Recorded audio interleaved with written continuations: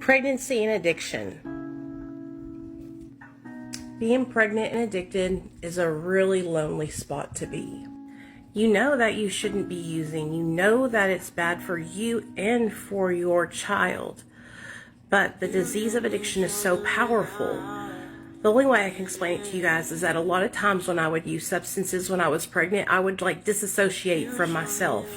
I don't remember a lot of the time that I was pregnant because I was outside of my own body using substances. And that's the only way I could do it without feeling horrible, was to disassociate from myself. But at the time when it was happening, I didn't know that was what was happening. When I finally gave birth to Nathaniel and I saw his beautiful little face, and I thought, oh my gosh, I don't ever want to be apart from this little boy. And I prayed so hard that I could handle it. Pregnancy and addiction.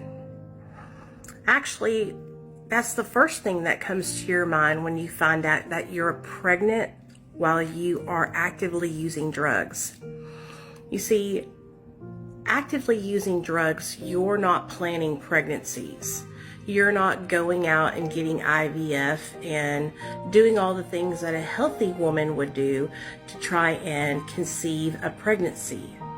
You're shooting drugs into your veins. So unplanned things happen. I remember the first day that I found out that I was pregnant.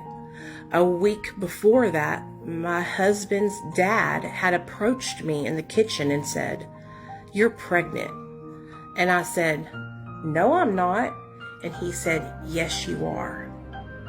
1 week later, I took a pregnancy test and it was positive. Pregnancy and addiction. So, disassociating from my own body was the only way that I could use substances without totally just beating myself down the whole time. I think about it today now that I'm sober. I'll have 8 years sober in July, you guys. And I barely remember any of my pregnancy.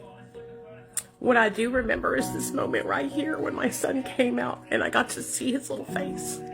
And my husband, this was just the perfect picture, just catching his excitement,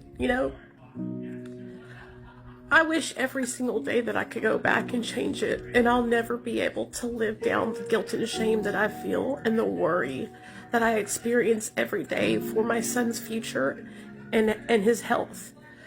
But I can't go back and change it, so all I can do is share the truth with you guys.